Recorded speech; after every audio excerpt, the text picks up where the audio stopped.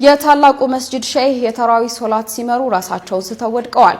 ሼህ አብዱላህ አልጁሃኒ በታላቁ መስጂድ የተራዊህን ሶላት ሲመሩ ታመው መውደቃቸው ተሰምቷል። አሁን እንዴት ነው ለአንዲት አረብ ሀገር ላለች ልጅ ምን ይጠቅማታል ብንል አሁን ፊት ለፊት ያለችው ማዳም አረብ ነችና እኔ የምነግርህን ነገር ለሷ በአረብኛ ትተረጉምላታለህ። ከዛ እሷ የምትነግርህን ደግሞ መልሰህ ለኔ በአማርኛ ትነግረኛለህ። فهمت الآن سأترجم لها ما قلته تفضل أنا رأسي يؤلمني السلام عليكم ورحمة الله وبركاته دي ቻናላችን ቤተሰቦች እንዴት ናችሁልን? ዛሬ በአዲስ ቪዲዮ መጥቻለሁ። ለዛሬ ሌላችሁ የመጣሁት ቪዲዮ እንግዲህ በመካ በመስጂድ አልሐረም እጅግ አስደንጋጭ ነገር ተከስቶ ነበር። ኢማሙ እንግዲህ ያሰገዱ እያለ ራሳቸውን ስተው ወድቀው ነበር። ምንድነው የተፈጠረው? እስከመጨረሻው ድረስ የምትከታተሉ ከሆነ የምታዩን የሚሆነው። እንዲሁም ኮሜዲያን እሸቱ ለማዳም ቀመሞች ቆንጆ መፍትሄ ያለውን ሐሳብ ለማዳም ቀመሞች ይዞ መጥቷል። ምንድነው የሚለው እሱንም እስከመጨረሻው ድረስ የምትከታተሉ ከሆነ የምታዩን የሚሆነው። ሌሎች ምርጥና አስተማሪ ቪዲዮዎች አሉ። ታዲያ ቪዲዮ እንደተለመደው ሁላችሁም ላይክ በማድረግ እንድትጀምሩ ጋብዛለሁ። ይህ ቪዲዮ እንዲዳረስ ደግሞ ሼር አድርጉ። ለዚህ ቻናል አዲስ ከሆናችሁ ሰብስክራይብ ማድረግ አይረሳ። በቀጥታ ወደ ቪዲዮ አልሐምዱሊላህ ኸይረኛ ወር መጣ፣ እስኪ ራሳችንን መርምረን እንቅጣ። ከ11 ወር ወንጀል ዶን ሪፖስት ኮፒ ሊንክና ሼር በማድረግ ጀምሩ። የእስላሞችን የክርስቲያኖችን ጾም እንደመሆኑ መጠን የምንረዳቸውን ግለሰቦች መርዳት አለብን። እዚህ ጋር የምታዩት በነሽዳ የምናውቀው ወንድማችን እህቱን ላስተዋውቃችሁ። ራቢያ ትባላለች። የመሐመድ አወል ሳላህ እህት ነች። አሁን ላይ በጣም በከፍተኛ ችግር ላይ ነው የምትገኘው። ግማሽ እጇ ፓራላይዝድ ነው። ወንድሟ እየረዳት ነበር የምትኖረው። አሁን ቅርብ ጊዜ ከሞተ በኋላ ግን ልጅም የላትም ባልም የላትም። ስለዚህ የሚረዳት ሰው የለም። በጭስ በመሸጥ ነው የምትተዳደረው። አሁን ደግሞ እንደሚታወቀው ጾም ነው። ስለዚህ ለመጾም ለማፍጠር ገንዘብ ያስፈልጋታል። ስለዚህ በገንዘብ እንድትረዳ እዚህ ጋር የምታዩት አካውንት የእሷ አካውንት ነው። ስለዚህ እስላሞች በተቻለ መጠን ያው በጾም ወቅት ለሌሎች ማካፈል ለሌሎች መርዳት ሱና ነው። ክርስቲያኖችም እንደዚሁ ጾም ነው። ስለዚህ በጾማችን ደግሞ ሰዎችን በመርዳት በመረዳዳት እናሳልፍ። አሁን ላይ መናገርም አትችልም። ትንሽ ነው መናገር የምትችለው። እስኪ ስለ ወንድምሽ ትንሽ ነገር ትይልናለህ? ሙሐመድ ነው የኔ። አልሐምዱሊላህ ረብል ዓለሚን እሱ ነበር የሚረዳት። አሁን ግን በህይወት የለም። ስለዚህ እባካችሁ እንደ ቤተሰብ ሆነን እንድንረዳት። እኛ እናታችን ናት፣ አንድ ሰፈር ነው ያሳደገችን፣ ረጅም ጊዜ አብረን የኖር ነውና እባካችሁ በአቅማችሁ እንድንረዳዳ ነው። አመሰግናለሁ። አላህ በረካ ያድርግሽ የኔ እህት፣ አላህ በረካ ያድርግሽ። እንግዲህ እንደተመለከታችሁት ነው እጅግ በጣም የሚያሳዝን ነገር ነው የተመለከትነው። የሙንሺድ መሐመድ አወል ሳላ አላህ ያርሐመው የሱ እህት እንግዲህ በተመለከታችሁት ሁኔታ ነው ያለችው። ታማሚ ነች፣ አቅሟ አይፈቅድም። እንደውም የምትችለውን እየጣረች ነው፣ ሰበብ እያደረሰች ነው። ታማሚ ነኝ ብላ ቁጭ አላለችም። የሆነ ነገር ለመስራት እየሞከረች ነው። ነገር ግን ልትታገዝ ይገባል። እዚህ ጋር በምትመለከቱት አካውንት እንግዲህ አለንልሽ ልንላት ይገባል። እንግዲህ ሙንሺድ መሐመድ አወል ሳላን ማያውቀው ሙስሊም አለ ብዬ አላስብም። በርካታ ሙስሊሞች ታውቁታላችሁ። አላህ ያርሐመው፣ አላህ ቀብሩን ኑር ያድርግለት። እሱ ለዱንያ የኖረ ሰው አይደለም፣ ለአኺራው የኖረ ሰው ነው። እንግዲህ እህቱም በከባድ ችግር ውስጥ ነው የምትገኘው፣ የጤና እጦትም ላይ ነው የምትገኘውና የአቅማችንን ልናግዝ ይገባል ብዬ አስባለሁ። እዚህ ጋር በምትመለከቱት አካውንት የምንችለውን እናስገባ። አንተ የመግሪብ አዛን እየተጠባበቅ ነው፣ ከጓደኞች ጋር መስጂድ ተሰባስባችኋል። አንቺም ማፍጠሪያውን አዘጋጅተሻል፣ ማዕዱ ተዘርግቷል፣ ቤተሰብ ወሬው ሞቋል። ሁላችንም አዛን እስኪል ደቂቃዎችን እያየን ነው። ነገር ግን በዚች ወሳኝ ቅጽበት አንድ ትልቅ ነገርና ውድ ነገር እያመለጠን ነው። ብዙዎቻችን ጾም ልንፈታ 5 እና 15 ደቂቃዎች ሲቀሩ በማዕድ ዙሪያ ጨዋታና ከጓደኞቻችን ጋር በወሬ እንጠመዳለን ወይ ስልክ በመጎርጎር እንዘናጋለን። ነቢዩ ሰለላሁ ዐለይሂ ወሰለም አንድ ብስራት ይነግሩናል። ጾመኛ ጾሙን በሚፈታበት ሰዓት ተቀባይነት ያላት ወደኋላ የማትመለስ ዱዓ አለ። አስቡት፣ ቀኑ ሙሉ ለአላህ ብለን በጾም የዋለውን ገላችንን በረሃብ የደረቀው ከንፈራችንና ጠማው ጉሮሯችን አላህ ፊት ቀርቦ በሚለምንበት ጊዜ ምላሽ የማይነፈግበት ወሳኝ ሰዓት፣ ከሰዎች ጋር ከምናወራው ወሬ ይልቅ ሁሉን ከሚሰማውና ሊሰጠን ከተዘጋጀው ጌታችን ጋር የምናወራበት ጊዜ ነው። ስለዚህ በእነዚህ የተቆጠሩ የረመዳን ቀናት አንድ ቃል እንግባ። አዛን ሊል 10 ደቂቃ ሲቀረው ስልካችንን እናስቀም፣ ወሬያችንን ገታ እናድርግ፣ እጃችንን ወደ ላይ አንስተን የልባችንን ለጌታችን እንንገር። ለራሳችን፣ ለቤተሰባችን፣ ለጭንቀታችን ዱዓ እናድርግ። ስለ መልእክቶችን እንዲደርሳችሁ ከፈለጋችሁ በስማ አካዳሚን ፎሎ ማድረግ እንዳትረሱ። ሀቅ ነው ወላሂ። ይህንን ቪዲዮ እንደውም ቀደም አድርገን ብንመለከተው በጣም ጥሩ ነው ብዬ አስብ ነበረ። አሁንም እንግዲህ የተወሰኑ ቀናቶች ነው የሚቀሩን። ከ10 ቀን ያነሰ ቀን ነው የረመዳን ቀን የሚቀረን ታዲያ እነዚህ በቀሩን ቀናቶች ላይ ከአፍጠር በፊት ከማፍጠራችን በፊት አንድ 10 ደቂቃ ዱዓ ማድረግ አለብን። ምክንያቱም የጾምኛ ዱዓ ተቀባይነት አለውና ምንም ጥያቄ የለውም። ስለዚህ ሁላችንም በርካታ ሀጆች አሉብን አይደለ? በቃ ብዙም የሚያስጨንቁን ሀጆች አሉ፣ ምንፈልጋቸው ነገሮች አሉ፣ ልናሳካቸው ምንፈልጋቸው ነገሮች በጣም በርካታ ናቸው። ስለዚህ በዛን ሰዓት በዱዓ መበረታታት አለብን፣ መጠንከር አለብን ብዬ አስባለሁ። ያቺን ሰዓት አንርሳት፣ አንዘንጋት። ይልቁንም የተሟላ ጾም ልንገርህ አሉ የተሟላ ጾም በዚህ ዓመት ረመዳን ምን ጾም አላህ ያርገው። ያ ሰላም ያው ሰውነታችን አላህ የሰጠን አማና አለን አይን አለ።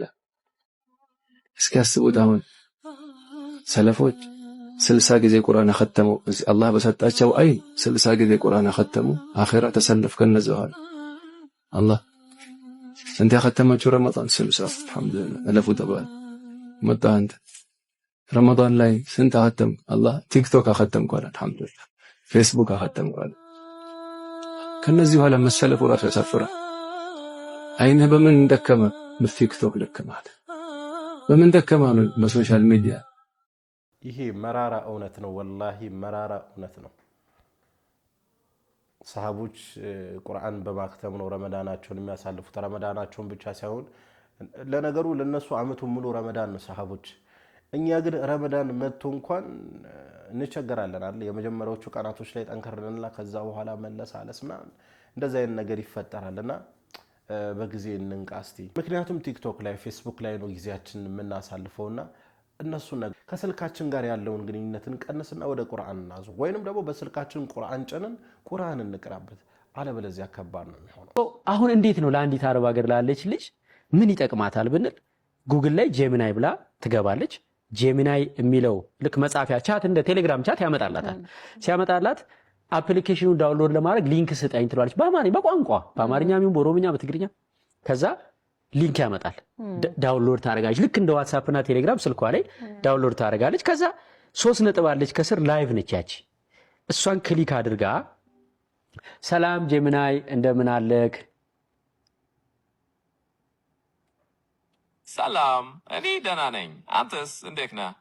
እግዚአብሔር ይመስገን። አሁን ፊት ለፊት ያለችው ማዳም አረብ ነችና እኔ የምነግርህን ነገር ለሷ በአረብኛ ትተረጉምላታለህ። ከዛ እሷ የምትነግርህን ደግሞ መልሰህ ለኔ በአማርኛ ትነግረኛለህ። ስለዚህ አሁን ምን ትላታለህ መሰለህ ለማዳም፣ እኔ ራሴን አሞኛል፣ ዛሬ መስራት አልችልም፣ ስለዚህ እረፍት እፈልጋለሁ፣ ቤተሰቦቼም ናፍቀውኛል፣ ወደ ኢትዮጵያ መሄድ እፈልጋለሁ በላት በቃ። تمام فهمت. الآن سأترجم لها ما قلته. تفضل. أنا رأسي يؤلمني، لا أستطيع العمل اليوم، لذلك أريد إجازة وأشتاق لعائلتي وأريد الذهاب إلى إثيوبيا. هل هناك أي شيء آخر؟ استيعوني الكتن بجابانيا نغرات. 承知いたしました。では今のことを日本語で伝えますね。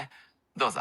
እሷ የምትነግረኝን ደግሞ አሁን አዳምጣትና ለኔ በህንድኛ ትነግረኛለህ። እሺ ठीक है, अब मैं उसकी बात सुनूंगा और आपको हिंदी में बताऊंगा। क्या तैयार है? ራሱን ካልሆነ የተረጎምከው እኔ ማዳም ፈቃድ አልሰጥም። मादाम कह रही हैं कि अगर आपने खुद से अनुवाद नहीं किया तो वो अनुमति नहीं देंगी। क्या आप कुछ और कहना चाहते हैं? አሁን ያልከውን እስኪ ወደ አማርኛ ተርጉመው። አሁን የተናገረችውን ማዳም ፈቃድ አልሰጥም የሚል መልእክት ነው የነገረችኝ። በትግርኛ የተናገረችው ይህንን ነው። ሌላ ምን ተርጉሙልኝ? አይ ትግርኛ አይደለም አማርኛ ነው አሁን ያወራችው። አትዘላብድ። ቀደም ምን ብያ ተዘላብዳለህ ብያለሁ። አትዘላብድ። አተ ሸንኮራ አንጣለ እዚህ ሸንኮራ ነው ይኸውልህ፣ ቫይረስ ሆኖ ሊገባብን ነው። እና እሺ አመሰግናለሁ። ኦኬ አንደኛው ይሄ ነው የቋንቋ ችግርን ቢያንስ በሆነ ያህል መጠን መፍታት ይቻላል። በሆነ ያህል መጠን መልእክትሽን ለመግባባት ቢያንስ። አሁን በቀደም አንድ ሰው ይሳሳይ ወይኔ አለ እንደው ቀድሜ ባወኩ ምን ነው ስለው ከቻይኖች ጋር ነበር የምሰራው ምንም አንሰማማም አለ። በቃ እኔ እንግሊዝኛ ከነሱ በልጣለሁ አለ። አይችልም እኮ እንግሊዝኛ። አዎ ያው ታወቀ ነው። ቻይኖች እንዳይደብራችሁ ያው ልጁ ነው ያለው። እንግዲህ እንደተመለከታችሁት ነው። አረብ ሀገር አዲስ ለሄዳችሁ የቆያችሁ እንኳን በደንብ ታውቃላችሁ፣ አረብኛ አቀላጥፋችሁ ምናምን ታውቃላችሁ። ነገር ግን አዲስ ለሄዳችሁ አረብ ሀገር ብቻ አይደለም የተለያየ ዓለም ላይ ለሄዳችሁ ቋንቋው ላስቸገራችሁ ፍቱን መፍትሄ ነው። ጄሚናይ እሸቱ እየጠቆመ የነበረው ጄሚናይ እንግዲህ ጄሚናይ ላይ እኛ በአማርኛ እያወራን ወደ አረብኛ ትራንስሌት እንዲያደርግ በአረብኛ የሰማነውን ደግሞ ወደ አማርኛ እንዲተረጉምልን ምናምን እንደዚህ ማድረግ በቀላሉ በስልካችን እንደዚህ መግባባት ይቻላል እያለ ነበርና ኮሜዲያን እሸቱ እውነት ነው። ቴክኖሎጂውን መጠቀም በጣም ጥሩ ነው ብዬ አስባለሁ። አረብ ሀገር ብቻ ሳይሆን በመላው ዓለም ላይ ለምትገኙ ወንድም እህቶች ይሄ ይሰራል ብዬ አስባለሁ። እስከ ተወሰነ ያህል ጊዜ ድረስ ለመግባቢያ ሊጠቅማል ብዬ አስባለሁ። በጣም ጥሩ መፍትሄ ነው። አሁንም ወስዳችሁ ቪዲዮ እንግዲህ እጅግ በጣም አስደንጋጭ ነገር ተከስቶ ነበረ በታላቁ መስጂድ። ምንድነው የተፈጠረው? ቪዲዮ እንመልከት። ከዛ የራሳችን ሐሳብ አስተያየት እንሰጥበታለን። የታላቁ መስጂድ ሼህ የተራዊ ሶላት ሲመሩ ራሳቸውን ስተው ወድቀዋል። ሼህ አብዱላህ አልጁሃኒ በታላቁ መስጂድ የተራዊህን ሶላት ሲመሩ ታመው መውደቃቸው ተሰምቷል። ከአራት ረካዎች በኋላ በድካም የተነሳ ራሳቸውን ስተው እንደወደቁም ነው የተነገረው። ሼህ በንደር በሊላ የቀረውን የተራዊ ሶላት ተተክተው ለመምራት ወዲያውኑ ገብተው ሰላቱን ጨርሰዋል። አላህ አፍ ያድርጋቸው። እጅግ በጣም አስደንጋጭ ነገር ነው። ኢማም እያሰገደ አስቡት እናንተ ከኋላ ምን ሆናችሁ ተከትላችሁ ራሳቸውን ሲስቱ እጅግ በጣም አስደንጋጭ ነገር ነው በጣምና ነገር ግን እስልምናችን ለሁሉም ነገር መፍትሄ አለው አይደለ?